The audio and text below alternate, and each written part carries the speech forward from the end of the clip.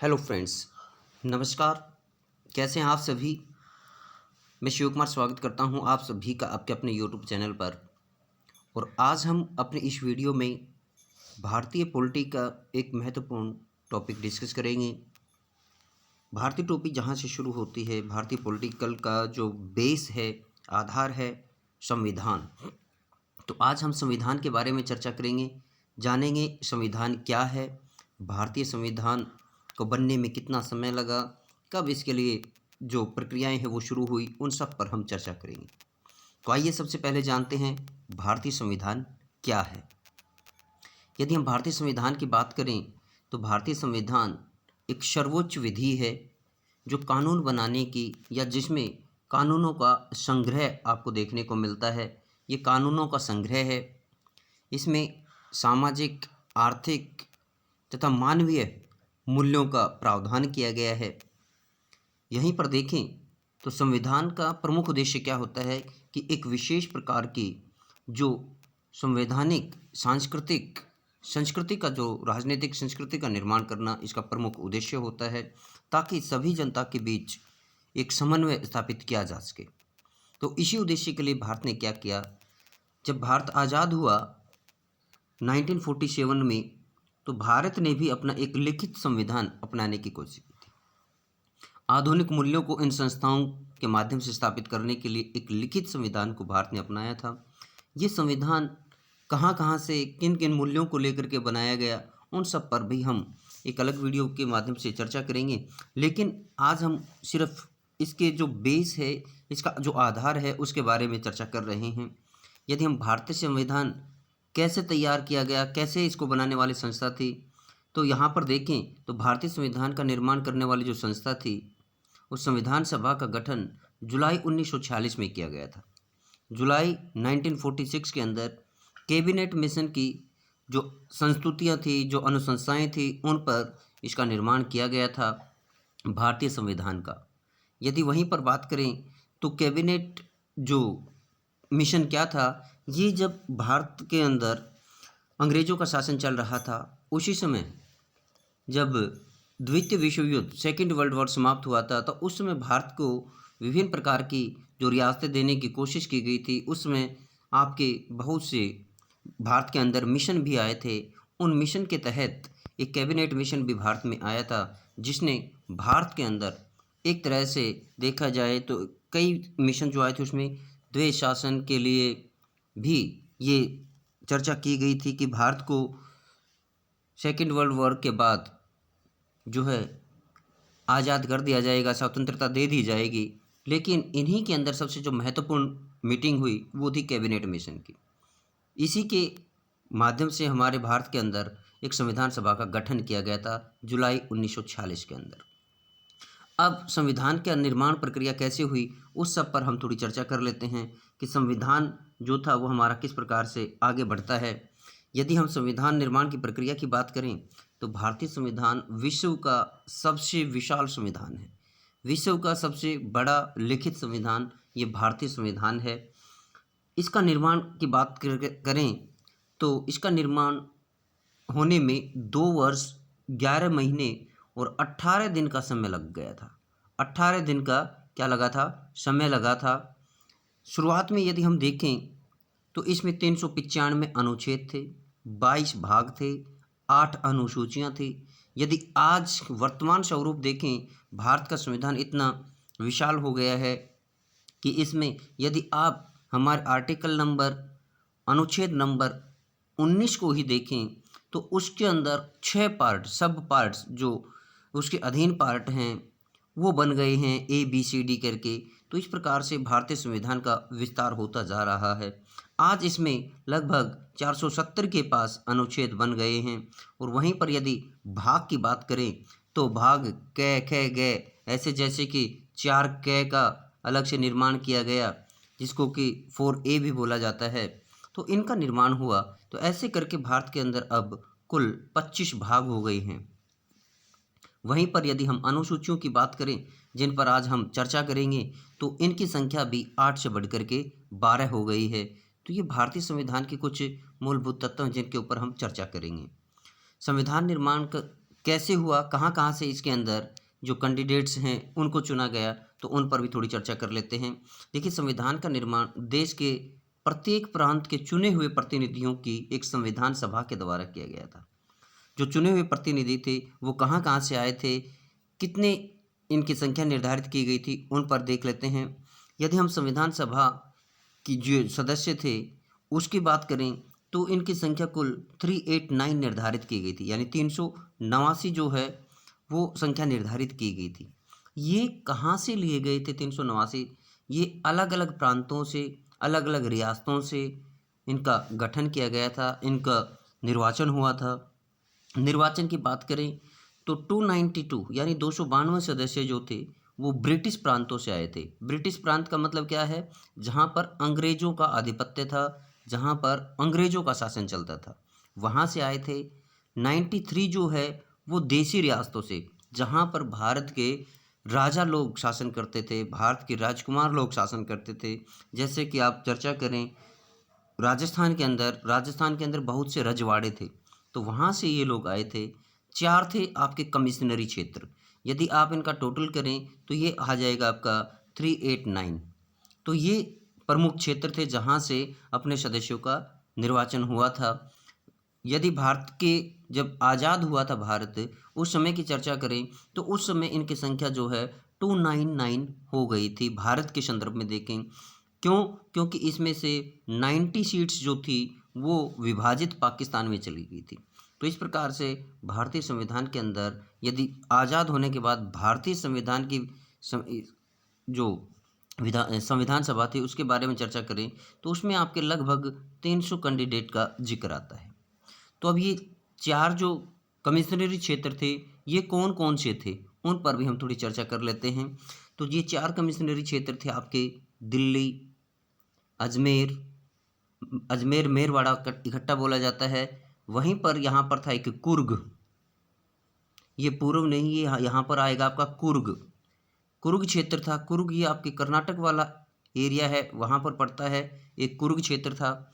और दूसरा था ब्रिटिश बलूचिस्तानी एरिया। जो ब्रिटिश बलूचिस्तानी एरिया था ये आपके प्रमुख क्षेत्र शामिल थे 4 कमिश्नरी क्षेत्र के अंदर, जहाँ पर अंग्रेजों के प्रमुख केंद्र होते थे।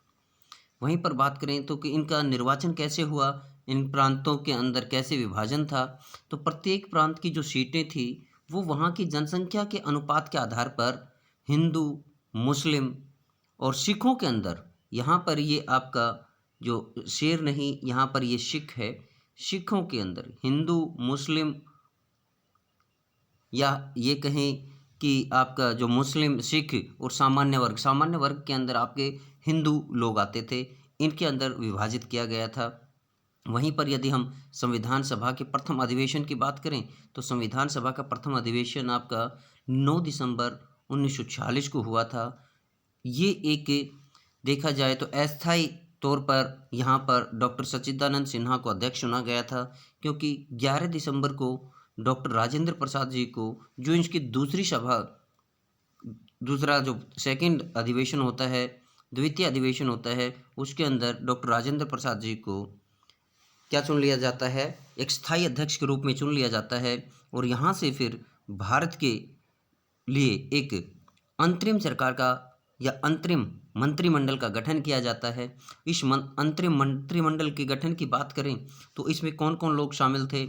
यदि हम गृह विभाग की बात करें, सूचना एवं प्रसारण विभाग की बात करें तो ये सरदार वल्लभ भाई पटेल जी के पास था। सबसे महत्वपूर्ण कार्य जो कार्यकारी परिषद के अध्यक्ष उपाध्यक्ष थे या विदेशी मामले थे या राष्ट्रमंडल की बात करें तो उनमें जवाहरलाल नेहरू जी को स्थान दिया गया था।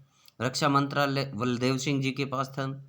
शिक्षालय जो शिक्षा क्षेत्र था, यानी शिक्षा मंत्री किनको बनाया गया था, इसमें शिक्षा मंत्री आपके श्री राजगोपालाचारी जी को बनाया गया था, जिनको आगे चल कर के भारत का क्या बना दिया गया था, वायसराय बनाया गया था। और यही आगे चल कर के क्या कहलाए थे, आपके राजा जी भी कहलाए थे, क्योंकि यही स्वतंत्र भारत के क्या बने थे, आपके वायसराय बने थे। तो इनसे संबंधित ये एक अलग वीडियो में डिस्कस करेंगे हम। अब आगे देख लेते हैं भारत की प्रमुख अनुसूचियाँ। यदि अनुसूचियों पर चर्चा करें हम तो यहाँ पर आप देख पाएंगे कि भारत के अंदर कितनी अनुसूचियाँ हैं। 12 अनुसूचियों के बारे में हमने डिस्कस किया। भारत में 12 अनुसूचियां हैं, एक एक का हम डिस्कस करते हैं। प्रथम अनुसूची में क्या है, ये देखिए मैंने एक एक इस प्रकार से जो डिटेल दिए हैं यहाँ पर। तो ये एक अनुसूची, इसमें क्या वर्णन किया गया है, भारत के संघ के बारे में बताया गया है। इसमें 28 राज्य और 7 केंद्र शासित प्रदेशों का उल्लेख किया गया है प्रथम अनुसूची के अंदर। वहीं पर यदि हम दूसरी अनुसूची की बात करें तो इसमें भारतीय पदाधिकारियों को मिलने वाले वेतन, भत्ते और पेंशन का उल्लेख किया गया है दूसरी के अंदर। यहीं पर यदि हम तीसरी अनुसूची की बात करें तो इसमें जो पद अधिकारी जिनकी नियुक्ति की जाती है, नियुक्ति के बाद कार्य को संचालित करने के लिए इनको उस पद की शपथ दिलाई जाती है। जो पद ग्रहण करते हैं उस समय जो शपथ दिलाई जाती है उसका वर्णन आपके 3 में दिया गया है, अनुसूची नंबर 3 के अंदर। 4 में बात करें तो 4 के अंदर हमारे संसद के अंदर जो राज्यसभा का प्रावधान किया गया है, तो राज्यसभा में तथा केंद्र शासित प्रदेशों से जो राज्यों का प्रतिनिधित्व होगा उसके बारे में व्याख्यान दिया गया है, उनका प्रावधान किया गया है। वहीं पर यदि हम अनुसूची नंबर 5 की बात करें तो 5 में अनुसूचित क्षेत्रों और अनुसूचित जनजाति के प्रशासन का और उनसे संबंधित प्रावधान किया गया है। क्या क्या चर्चाएं होंगी, किस प्रकार से इनका निर्धारण होगा, उस बारे में चर्चा की गई है। अनुसूची नंबर 6 की बात करें तो इसमें असम, मेघालय, त्रिपुरा और मिजोरम राज्य के जो जनजातीय क्षेत्र हैं वहाँ पर किस प्रकार का प्रशासनीय प्रावधान किया जाए उसके बारे में चर्चा की गई है। संविधान 7, ये अपनी अनुसूची नंबर जो 7 है ये सबसे महत्वपूर्ण है। इसमें राज्यों और केंद्र के बीच शक्तियों का विभाजन किया गया है। इसके अंतर्गत देखें तो कुल 3 सूचियां दी गई हैं। इन 3 सूचियों में क्या क्या है आपकी, एक संघ सूची है जिस पर कानून बनाने का अधिकार केवल केंद्र सरकार को है। एक राज्य सूची है जिसमें कानून बनाने का अधिकार राज्यों को दिया गया है। एक समवर्ती सूची है जिसके अंदर कानून बनाने का अधिकार राज्य के साथ साथ केंद्र सरकार को है। और कुछ विषय रह गए थे जिनको कि रेसिडुअल जो आपकी सूची है उसके अंदर शामिल किया गया है। और रेसिडुअल के अंदर क्या है, रेसिडुअल में जो केवल और केवल केंद्र सरकार उस पर कानून बना सकते हैं। अब आगे डिस्कस करते हैं अगली अपनी 8वीं अनुसूची जो सबसे महत्वपूर्ण है। यहाँ पर 22 भाषाओं का उल्लेख किया गया है। इसमें क्या किया गया है, 22 भाषाओं का उल्लेख किया गया है। भाषाएं किस रूप से, प्रारंभ में देखें तो इसमें मूल रूप से 14 भाषाएं थी, 14 लैंग्वेजेस थी। 1967 के अंदर देखें तो इसमें सिंधी भाषा को जोड़ा गया। 1992 के अंदर इसमें कोंकणी, मणिपुरी और नेपाली को जोड़ा गया। 2003 में इसका फिर विस्तार हुआ और इसमें 4 अलग भाषाओं को जोड़ा गया। कौन कौन सी भाषाएं थीं, इसमें डोगरी, बोडो, मैथिली व संथाली भाषाओं को शामिल किया गया। और इस प्रकार से 8वीं अनुसूची में हमारी कुल 22 भाषाएं हुई जिनका आज हम वर्णन करते हैं, जिनको आज हम संविधान के अंदर देखते हैं, जो मूल रूप से 22 भाषाएं बनी हैं। वहीं पर संविधान की अगर जो 9वीं अनुसूची की बात करें तो 9वीं अनुसूची जो है ये प्रथम अधिवेशन के जो संशोधन हुआ हमारे संविधान के अंदर उस समय जोड़ी गई थी। और इसमें क्या किया गया था कि जो राज्य जो है वो किसी व्यक्ति की संपत्ति का अधिग्रहण कैसे कर सकता है उस सब के बारे में डिस्कस किया गया है। इसके बारे में यदि हम चर्चा करें तो बलवंत राय मेहता के बारे में आपने सुना होगा, जो कि अपने किसके बारे में जाने जाते हैं, आपके पंचायती राज के बारे में जाने जाते हैं। वहीं पर यदि हम इस अनुसूची की बात करें 9वीं अनुसूची की तो 1973 के अंदर यहाँ पर इस सूची के अंदर समीक्षा की गई थी उच्चतम न्यायालय के द्वारा 24 अप्रैल 1973 में।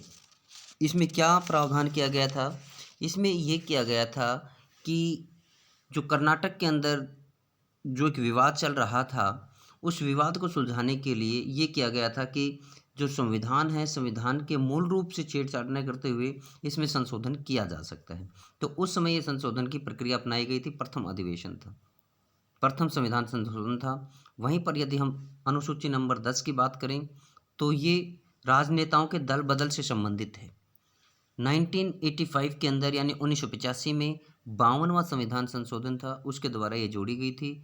राजनेता जो किसी पार्टी से जीतते हैं और बाद में अपने लालच के चलते, प्रलोभन के चलते पार्टियां बदल लेते हैं, उसका उल्लेख इसके अंदर किया गया है।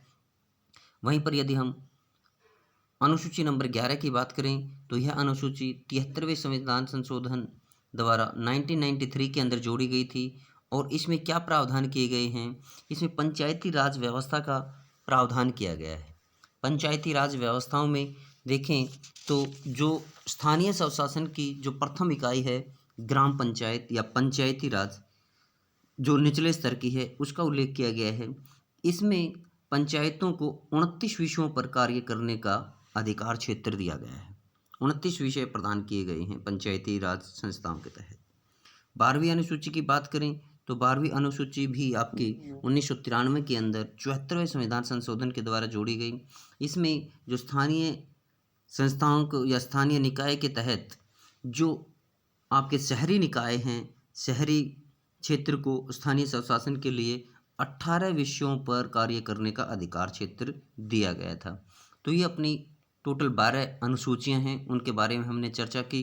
कब किसको लागू किया गया, उन सबसे संबंधित हमने चर्चाएं की हैं। तो आज की वीडियो थी अपनी, कैसी लगी आपको वीडियो, कमेंट बॉक्स में कमेंट करके अवश्य बताना। और जो बच्चे वीडियो को देखते हैं वो इसको लाइक करें, शेयर करें अपने साथियों में, और कमेंट बॉक्स में कमेंट करें और बताएं कि वीडियो आपको कैसी लगी। क्योंकि आप कमेंट करते हैं तो हमें इस चीज़ के लिए मोटिवेशन मिलता है, ताकि हम अच्छी अच्छी वीडियो आपको और प्रोवाइड करवाएं। तो आज के लिए वीडियो में इतना ही। Thank you, have a nice day.